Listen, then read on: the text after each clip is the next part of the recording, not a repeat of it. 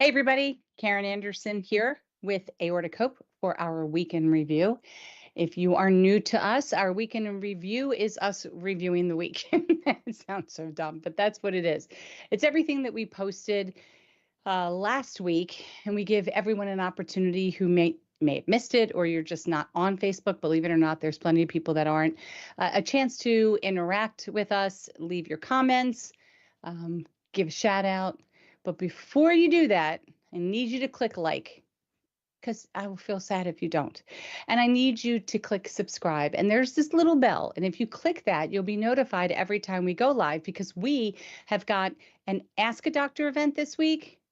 Mm-hmm. Is this the week, Josh, that we go live with Dr. U Daily? I don't know for sure at the event section, but I believe we've got, so. yeah, we've got stuff coming up. I could have had those dates in reverse. And so you want to be notified so you can participate because these are great events. We just had a great event with Dr. Stacy Fisher, who's a cardiologist out of Johns Hopkins. And she actually took us on a journey, albeit brief, through the inside of my aorta, in which I discovered things about my dissection that I had known for 9 years. So many cool things happen. You just got to tune in and you got to click subscribe to know about when to tune in, right? So that's what you're going to do there. And right now, we're just going to take it away because it's getting hot in my office. I swear, I look at the sun and I become hot. Okay. It's also because I'm on a tropical vacation all the time. Let's go right into Medical Monday. So this is kind of long, not too bad. This is from our med student, Samantha, and she wanted to continue the series we had started about medical imaging. And this specific blog post is about ultrasounds. So I'm not sure if you guys knew this, but an ultrasound is one of the most common tests that provide a non-invasive and quick image by using high frequency sound waves. And so this allows physicians to visualize the structure or the aorta and look for any abnormalities such as an aneurysm or a dissection. And this diagnostic tool is typically used in initial screening and monitoring due to its availability and its, why am I going to say rapidity? That's not the word. It's rapidness. I don't know why she put that word in producing an image. So you guys might know it as an echocardiogram. That's basically ultrasound. That's what it is. It's a wand, and we're going to look at it right now. We're going to look uh, how this works. So you have a wand right here with a little bit of gel, and it produces an image on the screen. We've all had these at some point. Usually it involves the whole center of the chest, but you can also look in areas in the abdomen. The areas you're going to miss are going to be just past the arch because that's pretty well hidden underneath the sternum. But we'll talk about that in a minute. Okay, who should get an ultrasound? Ultrasounds are typically to view the abdominal aortic aneurysm. Those of you who have a triple A, these are going to be pretty common practice for you.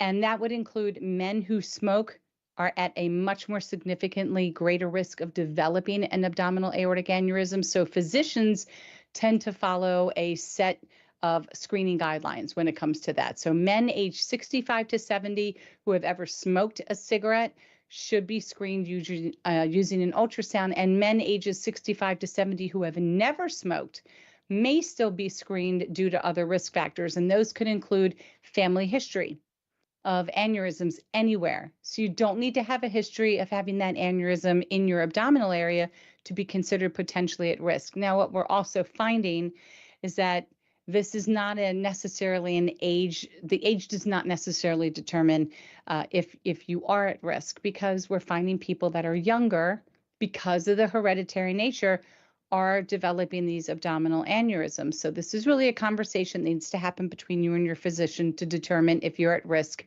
and when the best time would be to begin having diagnostic tests to determine. Of course, get this, there's no screening rules for women, as if we don't get abdominal aneurysms, right? Because that makes sense. Of course, it makes no sense. We do get them. So I would personally say that if you're someone who has a history of smoking, there is a history of cardiac issues in the family, aneurysms in the family, because this is not a known what's the word? Preventative screening, you got to talk to your doctor. You have to advocate for yourself to have this test performed to determine if you're at risk. Okay. Here is an actual ultrasound view of an abdominal aortic aneurysm. And I guess they're showing that bulge, which is this. That's really cool. I'm sorry. It doesn't take much for me to think it's cool, but that's kind of cool. This I actually understand. When I see half these these echoes and these ultrasounds, I don't know what I'm looking at. You could scare me into thinking that I have a baby, and I sure do not have babies in me. But this one I understand because it looks like the picture here. So give you a landscape idea. These are your kidneys. This is branching off down towards the iliacs and into the legs. So just letting you know. Okay. So listen, while ultrasound allows for a prompt diagnosis without ionizing radiation, meaning you're not going to need to have an injection of any kind of dye or anything like that, its effectiveness might be limited in patients with excess bowel gas or obese patients. Okay, these situations really can affect the quality of the image or the ability to see your aorta. And I've actually had some things come back and say, what did I have? One time I had an ultrasound. It was for like my ovaries or something. And they said, or it could have been kidney. I can't remember, but it said cannot be easily seen due to gas in the bowel. So it happens. It happens. All right. According to the FDA, when it comes to risk factors, ultrasound actually has an excellent safety record. It does not use any radiation, so it's safer to use than an X-ray or a CT scan. Not that you're getting a ton of radiation, but you are getting some, but you're not going to have any here when it comes to an ultrasound, okay? Ultrasounds are considered very safe. However, they can produce some effects on the body. So ultrasound waves can actually heat up the tissues and could produce small pockets of gas in the tissue or fluids, which I did not know. So that's pretty interesting. However, these effects are not very common. Remember, discuss all of this with your physicians if you have any questions or concerns. And thanks so much. And this was from Samantha. So I don't have a little tickle, a little itch here. Yeah, very interesting post. But again, you can use echo. It's a form of ultrasound in the upper chest area. They can also go around through the sides by the rib cage to try to get some visualization of parts of the aorta, as well as into the base of the throat. And a lot of times they'll check your carotid arteries just to see those branching off vessels. But most of the time, this would be used as a way to monitor your abdominal aneurysm or to check to see if you have one. And that is our Medical Monday. All right. Have anybody saying hi today, or are they already getting ready to enjoy sunshine? Oh, well, we want to say hi to Chef Tom and Christina. We haven't seen her in a few episodes. And Velda. Wow. Yeah. All right. Hi, everybody. That's because Christina keeps winning. She wins all these contests. I think she just won the other day for horse race name for the Preakness. We have contests on Facebook every year. The Kentucky Derby. We pick a winner. We pick a runner-up. Random. Some of these horses' names are hysterical that everybody comes up with. And now we just had the Preakness, and we'll just hang in there till we get the Belmont. Hi, everybody. All right, let's go on to Topic Tuesday. This is going to be a juicy, informative one. This one we're talking about beta blockers. Now, if you go under resources, you will see that there is a PDF in there all about medications from Dr. Kristen Watson, who is a doctor of pharmacy. This is specifically written by Ahmed, who's our medical student, but he's really dissecting, he's really getting in there and talking about the what, where, when, how, all the issues that happen with a beta blocker. So this is one of the most commonly prescribed medications in America, believe it or not. And it's for good reason, because when you take it the right way, when appropriately taken, they can help protect long-term heart function and prevent cardiovascular disease progression. So it's a lot more than just worrying about our blood pressure and stuff like that. There's a lot more that beta blockers actually do. So let's get into this a little bit. All right, so let's talk about what beta as part of beta blockers. What's a beta receptor and what does it do? So the two main classes of beta receptors in the body is beta 1 and beta 2. And a beta 1 receptor works mainly in your heart and your kidneys, okay? And in the heart, activation of beta 1 receptors causes increased heart rate and heart contractility. How's that? You know, I did do homework before I did this. I did pronounce a lot of words you guys are going to see so that I would know how to pronounce it. Contractility. That sounds right. There you go. Essentially meaning your heart is beating strong and fast. Okay. And as you can imagine, this might put a lot of stress on your heart as it works to keep up the pace. So activating that beta 1 receptor is what makes our hearts work harder and faster. And in the kidneys, when beta 1 receptors are activated, renin, angiotensin 2, that aldosterone cascade. Wow. Okay, that gets activated. Renin, angiotensin 2, aldosterone cascade gets activated. Do you know what that is? This is a long stepwise metabolic pathway that eventually results in absorption of water and salt in your urine, causing an increase in blood pressure. So when beta 1 gets impacted, your heart becomes affected. And when beta 2 gets impacted, your kidneys get affected. All right. So beta 2 receptors, when beta 1 gets affected, it can affect your heart, working harder, faster, and it can affect your kidneys. And that would result in the absorption of salt and water in your urine. And that will increase your blood pressure. Let's talk about beta 2. I'm going to take a deep breath so I explain it all correctly. That predominantly works in your blood vessels and your lungs and your heart. So in the blood vessels, activation of the beta 2 receptors causes smooth muscle contraction and decreased blood pressure. In the heart, activation of beta 2 receptors increases your heart's contractility. It's going in the blooper reel for sure. This is like the other word that just destroyed me. Contractility. Contractility. I just had to hear it. Contractility. Doesn't that sound right? You're just letting me go. You're just letting me go and really dig a hole. All right, we're moving on. In the lungs, contractility. Okay. In the lungs, activation of beta 2 receptors causes bronchial relaxation, allowing the air to flow smoothly through the lungs. So here's a fun fact. You know the popular asthma drug albuterol that people take?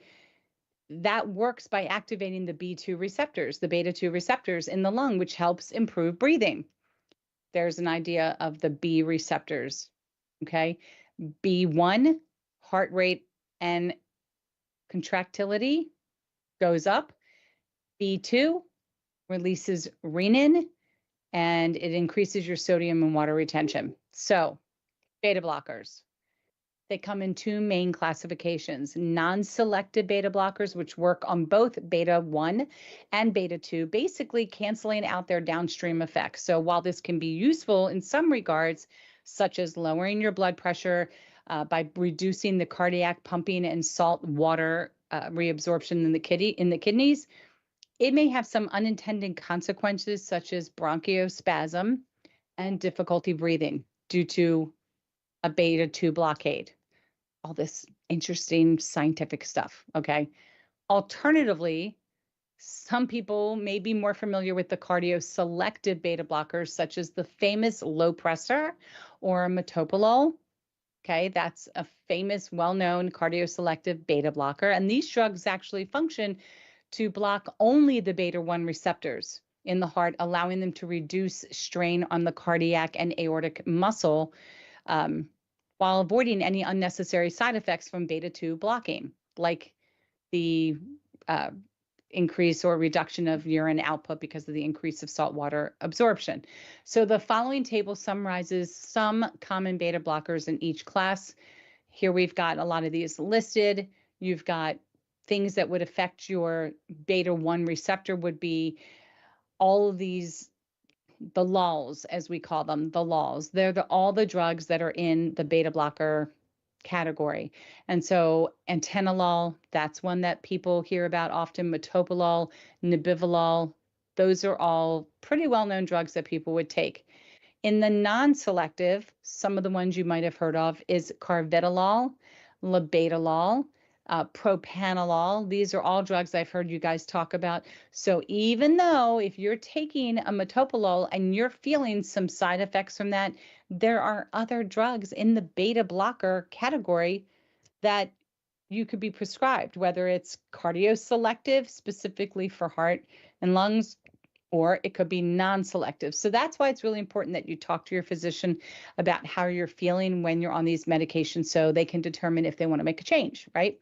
So for physicians that have had an acute aortic dissection, cardioselective beta blockers are actually used to quickly decrease the stress on the heart and on the aorta. That's why in the hospital, what do we get? We get labetalol or we get metoprolol. Those are the two most common that you're going to find in the hospital. It's a quick acting dose of, they also might give you a quick acting dose of esmolol to inhibit B1 receptors and slow down your heart rate in anticipation of needing further imagery or needing surgery. People who have survived an aortic dissection are usually placed on long-term oral beta blockers, and this is to reduce the amount of work that the heart actually does to pump and help offload some of the shearing stress on the aortic wall, which will help reduce the risk of a repeat dissection. So when people say, why are we all put on metoprolol? That's your reason why. That's why everybody's put on that as first line of defense.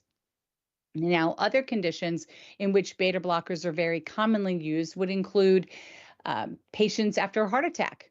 And that's to reduce, again, heart strain on a weakened cardiac tissue and patients that are having heart failure.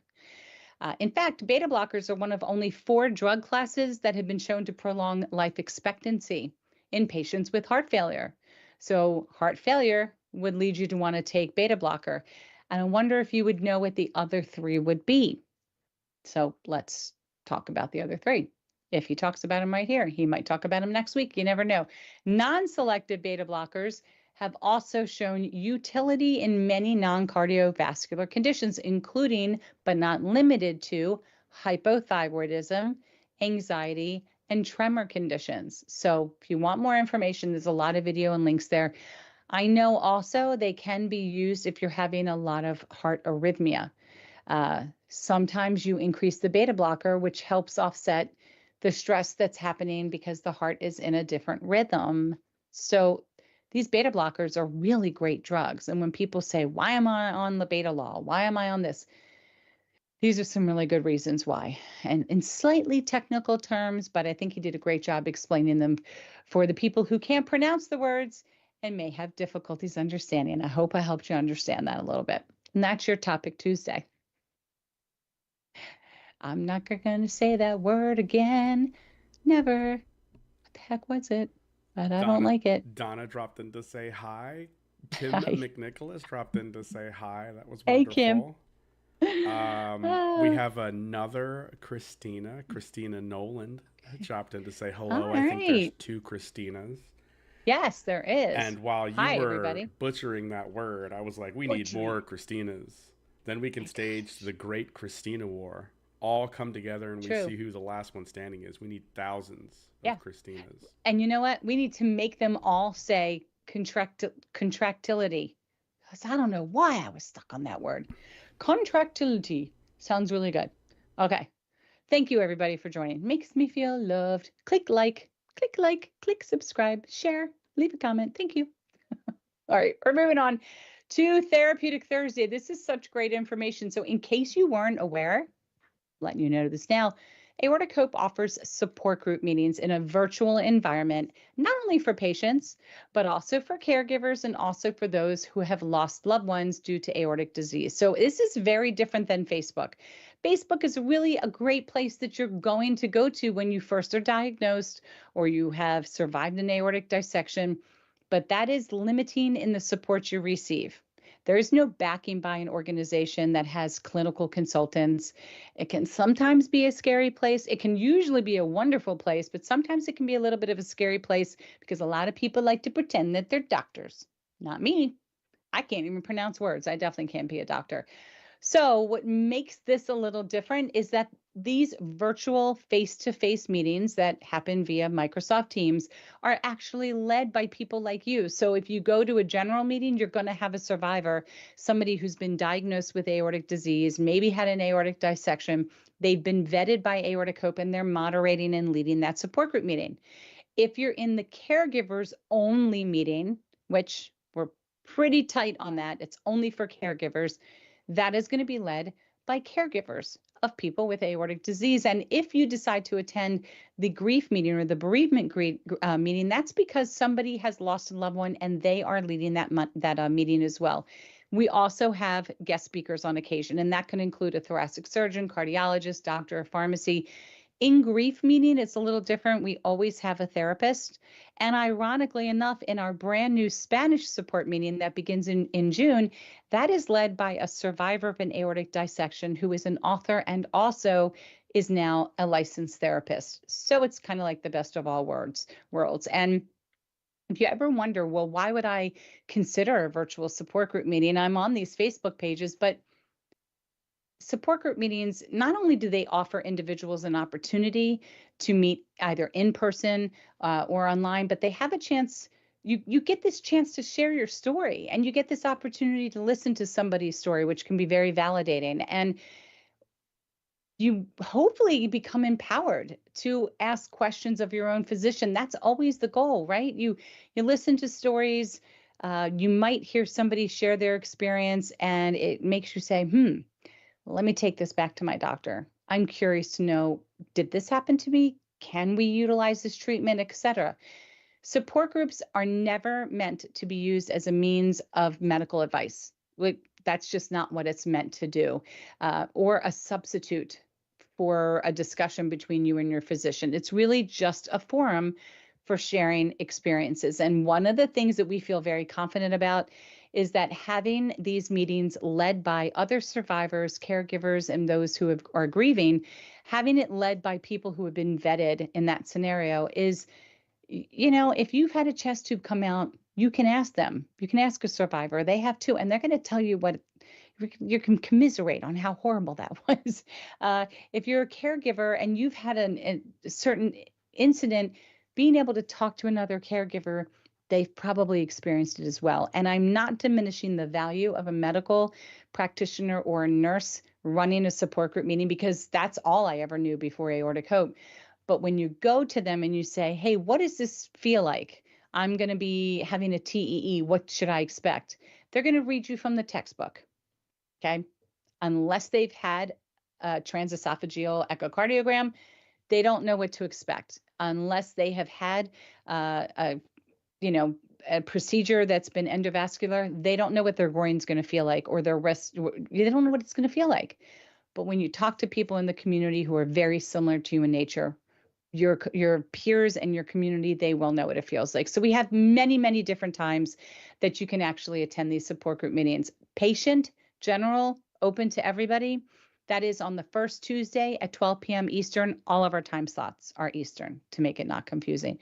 The second Tuesday at 10 p.m. Eastern, and the last Wednesday of the month at 7 p.m. Eastern. The caregivers group has new times. We had such a great meeting the other day, and collectively we've heard the requests from everyone. And what we are hearing is, starting in June, we're going to try something new. It sounds like people really would be interested in having evening support group meetings. So we're moving on. The only aortic caregiver support group meetings that we are offering is going to be the first Monday of the month at 10 p.m. Eastern, and the third Thursday at 8 p.m. Eastern. Those are the ones that are endorsed and supported by Aortic Hope. And then the grief meetings are the second Tuesday every other month at 7 p.m. We will be having a Spanish-speaking support group meeting also that'll launch in June. And we also support the Canadian support group meetings, which are the first Wednesday of every month at 7 p.m. Eastern as well. So We're just busy providing a ton of support. And all you need to do is click one of the links and fill out the form and register once. You will be notified with an email prior to the start of the event with a link to join. Okay? Simple. And then it's going to lead you to the next thing that we offer in the community, which is Hangouts. So if you want to meet with similar people again, but you don't want to talk about serious topics like aortic disease, then join a Hangout. Because now that you've signed up for the support group, you're also going to get notification of our Hangouts.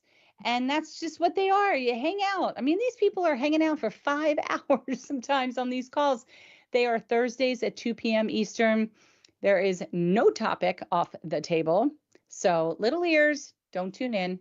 If you get embarrassed, just be prepared to laugh a lot, have a great time, and who knows what everybody's going to talk about. I just never know. When I pop in, I usually turn red and then I pop out. But it's a ton of fun.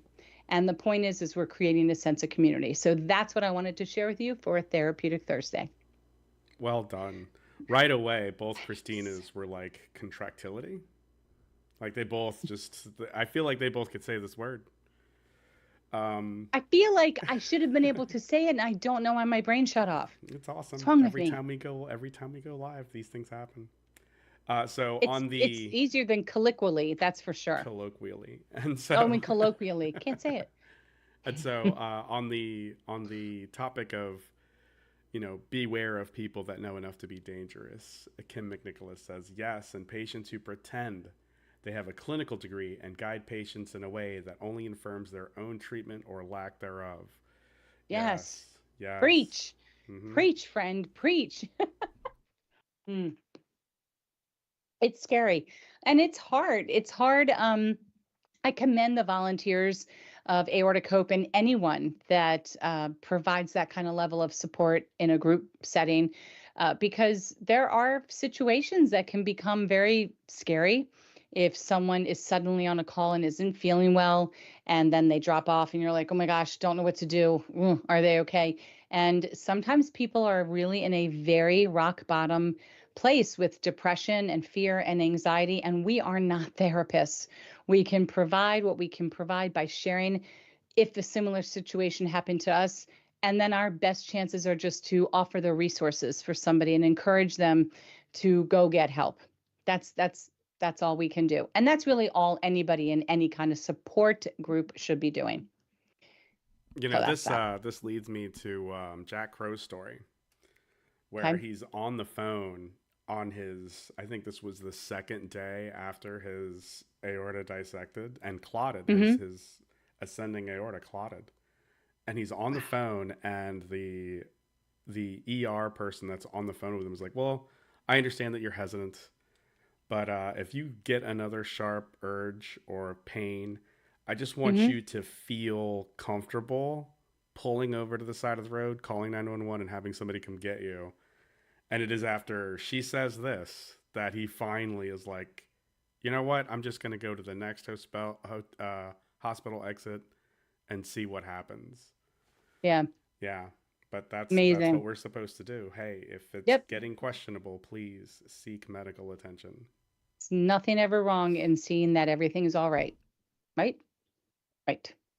All right. On that note, we're going to go on to Feel Good Friday. The emotions all over the place. All right. Feel Good Friday. I don't know why when I see this graphic, I always think it's a cookie with red icing. You don't see a cookie with red icing? I mean, now I do. Thank you. At least you see it now. All right. Still Mental Health Awareness Month, the month of May, and we were offering you guys some opportunities to feel good, right? Try a couple things. So let's look at some of these things in this list. Number one, practice gratitude. It's not a hard thing to do. You could do it once a day. It's going to make you feel good. So take a moment to appreciate the positive aspects of your life. Write down 3 things that you're grateful for. Just write down 3 at the end of the day. And it can be, today was sunny. That's going to be one of the things I'm going to say. It was sunny. Now it's not anymore. I get very grateful. I feel happy when it is sunny because it has been gloomy doomy for like 2 weeks now. So to see sun makes me feel really grateful, makes me feel happy. It could be that you feel grateful and happy over a cup of tea. It could be somebody smiled at you, whatever it is. At the end of the day, just think of 3 things that makes you happy. That is practicing gratitude. Okay. Connect with a loved one. They're so, so, so important. So spending time with family and friends, it can really just lift your spirits, laugh, tell stories, have a meaningful conversation. That could be good too, right? Social connections are just, they're just so important and so essential for our emotional health. So if you're feeling a little, pick up the phone, make a phone call. It's very simple. Have that connection. Self-care rituals. I am 150% a big believer in self-care.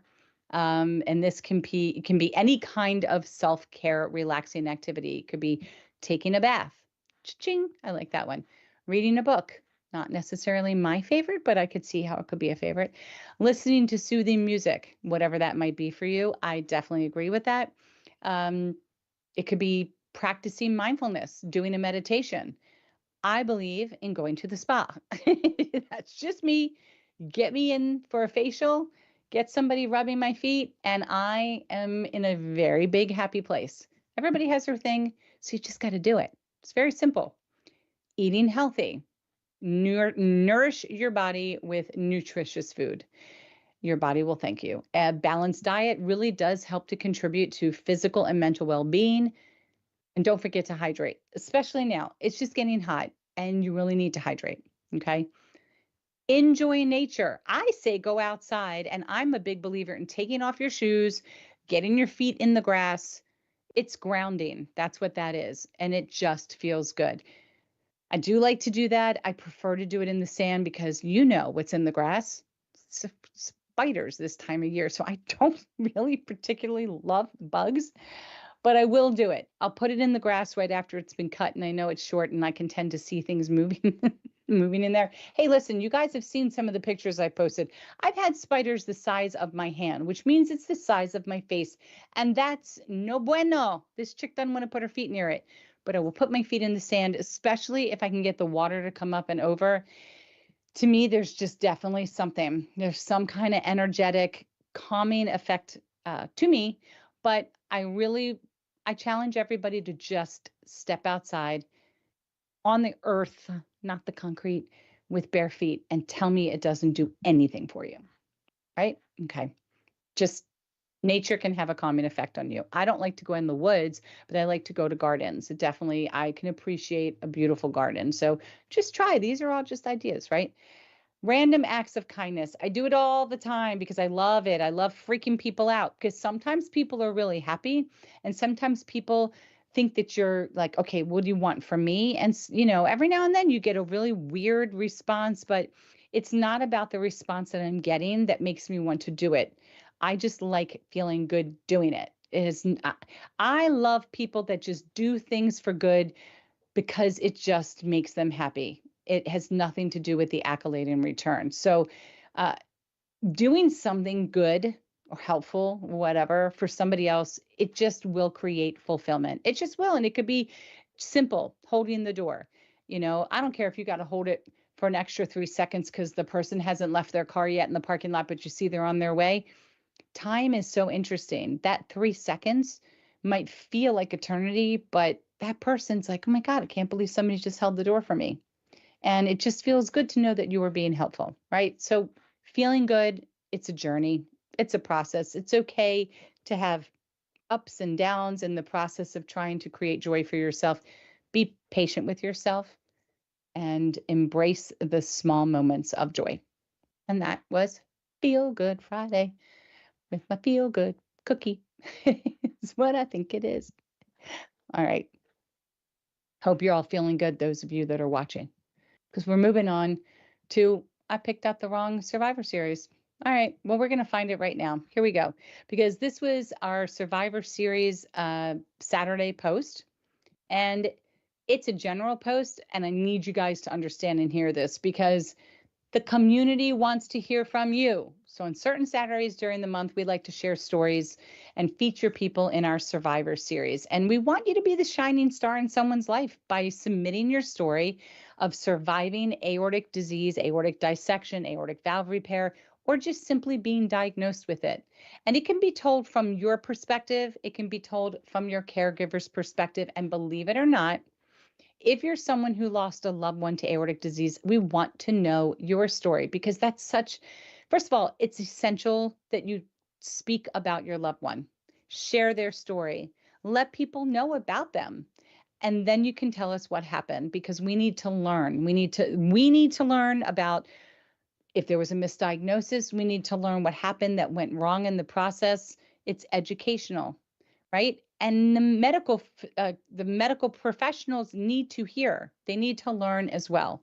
We need people thinking aorta. We need them thinking about this. And we want to know, what was your experience with diagnosis? Did anyone else in your family have this? You don't need to go into great detail. It's whatever makes you comfortable, okay? But we probably will share it with Think Aorta. It's going to end up on our website. It's going to end up on YouTube. It's going to end up on Instagram. So be aware of that when you submit your form to be considered and featured in our Survivor series. The other things you need to know is that there's three different, I said there's three. I just want you to know there's three. There's three different ways that you can be part of the Survivor series. One, you can do it in written format, and that's fine. We don't change anything, only grammar, maybe creating paragraphs. It's your words. Put it down in paper, but submit a picture. Two, you can pre-record a video, just like we're talking now, but it will be pre-recorded, so you have a chance if you feel you're going to get very emotional and you want to say, cut, we need to take a break, you can. Some people find that very safe and they don't know what to expect. So you can choose that. That's fine. And then the third way is to do what I'm doing right now. Go live, and people will type in questions. Take questions from the community. Interact with people. It is going to be so therapeutic for you to share your story, knowing that you have the possibilities of helping one other person through this journey. And for all of us, it's just validating. I can't tell you what it feels like when I hear somebody say anything that sounds familiar to my journey. It's so good to just sit back and say, oh my God, there's somebody else that went through what I went through. And it's just validating. And then there are times you guys share parts of your story. And I said, oh my, I got to ask my doctor about that. That I want to have that conversation. So it's educational as well. And really just helps educate us on how to communicate better so we can advocate better. So that's the Survivor series. And I hope you consider being featured in one of our Saturdays. Thank you. Soapbox, step down. All right. Nailed it. We're moving on to Sunday. We need you to know, I don't even have one right now in front of me, or I would show it to you, but I'm not reaching. Aortic awareness car magnet or magnet for anywhere. This is the aortic disease awareness ribbon. Kind of incorporates aortic hope a little bit. Great ribbon. Eye-catching. I can't tell you how many times I've had people that when I'm like putting in groceries have said to me, oh, what's that ribbon? Because it doesn't look like anything they've seen and it doesn't look familiar. And with a $10 donation, you can get a ribbon and you can try to put it on your car. I've heard that now with some of the newer cars, the back areas of them are not very magnetized, but you can put it on the gas tank. Like that door still has the ability to be able to hold a magnet. Either way, it's a great magnet to have. You can put it on your fridge anywhere. It makes a great gift for physicians too. It really does. So, we've got Father's Day coming up, graduations coming up. Right after that's going to be AD Awareness Month. These make great gifts. So it's $10 whether you're domestic or international. Just need to make out a donation, fill out the swag order form below, and we will send you your aortic disease awareness magnet. There you go. All right. Moving on to events. What is today? We're all the way down to the 20th. Oh my God, I have to start making June's calendar. Why is time going so fast? It's amazing. Tomorrow night, Ask a Doctor with Dr. Prakash, cardiologist. What's really cool about this event is that it's going to happen on Facebook. So starting at 6:30, you're going to see Dr. Prakash's face pinned at the top of our Facebook page, okay? you'll have an opportunity in the comments to put questions to Dr. Prakash. He's going to answer them live. Now, if you don't want to ask a question and you would rather do it anonymously, if you click on this link, there is a link in the event page that'll allow you to submit a question anonymously, and we'll ask it for you. Terry and I, will be on YouTube doing this event live, asking, mentioning all the questions that are happening on Facebook and verbally sharing with you all the answers. So if you're not on Facebook, you have an opportunity to participate here, because you can ask questions of Dr. Prakash here and we will type them in on Facebook so he can answer them. So we are simulcast. It's really kind of cool being in two places at once. He will stay on from like 6:30 to 8:30 Eastern. We will be on from 6:30 to 7:30. So you've got the first hour if you want to join me tomorrow night. And you'll join me. Why? Because you clicked like and you click subscribe and you click the bell and you got a little ding and it tells you that Ask a Doctor is happening. So join us here tomorrow night. Ask your questions in chat. We'll relay them to him and I'll give you back the answer online. So that's what's happening tomorrow night. It's really a lot of fun. Then on Wednesday at 7 p.m., we have a doctor with us for the first time, Dr. Kyle U. Daly, cardiothoracic surgeon out of University of Alabama, Birmingham. He's going to be joining us. We're kind of just going to talk about anything and everything that has to do with the aorta.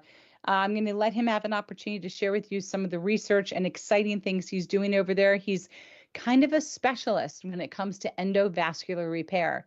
So I really want to, find out a lot of information, because I know in my future I'm going to need my valve replaced and I have an aneurysm. And from what I'm being told, in 2024, I'm going to need to have open heart surgery. But maybe there's a way by 2028 I can have it endovascularly. So I'm curious to see where we're going, what's trending scientifically, technologically, all of this. And he's the one that's going to give the answers, and he'll take your questions about anything related to aortic disease. You can ask away. Don't replace what he says with the medical advice and direction your own physician's giving you. But again, take it to your physician and ask the question. But you do want to click like, subscribe, and hit the bell. You'll be notified when that happens on Wednesday as well. Then we have our aorta hangout on Thursday at 2 o'clock, which I mentioned about that. And we have it every Thursday at 2. You get the link to that when you sign up for the support group meetings. And then we get to wind things down with the end of the month Qigong on Sunday at 12:30.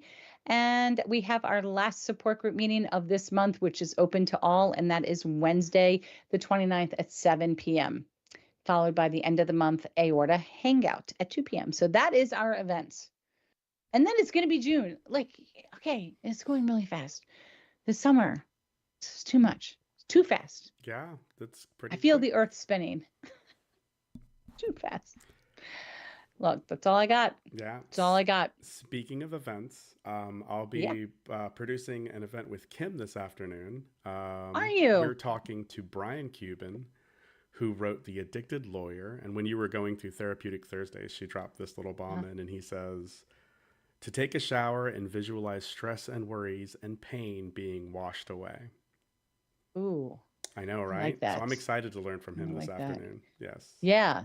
And that's through The Weight of My Heart, right? Yep. We'll see that right on their YouTube channel. You can find that on YouTube. Mm-hmm. Go pop over to there. 7 o'clock Eastern.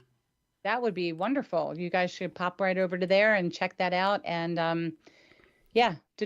type in the comments, submit your questions too. And now you've already piqued my interest, because I'll tell you, one of the hardest things after my dissection was even taking a shower. And I don't know why. Nothing happened to me in the shower when I dissected, but I was always scared that something would. And so I became very adverse. But if I utilized that, I visualized falling through glass doors and it was bad. All right. Always. Yeah. But if I had knew about this, I could have just maybe visualized it just washing away. Yeah. Interesting. Ever since our mindfulness, the body scan, those techniques, and like a mindful shower, now I just want to listen to the shower, to the water, to the echoey, right? Love that. Yep. Good stuff. Well, thanks for sharing that, Kim. Hopefully everybody will shift over in a few hours. That's only in what? 3 It's in 3 short hours. hours. Yep, 3 short Yeah. hours. Oh my gosh, it's already going to be 4 o'clock. See, everything's going too fast. All right, everyone. Thank you to everybody. I lost track of everybody who joined. So thank you, everybody. And what is it? So we've got the last. You've been invited to join and ask questions to his event I this will afternoon. try. I will always try. I always do. I usually pop on and see and click like. I try to watch all of Kim's stuff. I do. I'll definitely try to at least leave a comment for sure. I will. It's on my to-do. Big to-do. Yeah, you know what? Next week we're going to do a little giveaway because it's the end of the month. So definitely come back, join me. We're going to do a random giveaway of those who do join in, and like, subscribe, click the bell, share, leave comments. Thank you so much. We'll see you next week at 3 p.m. Eastern. Have a good one. Bye.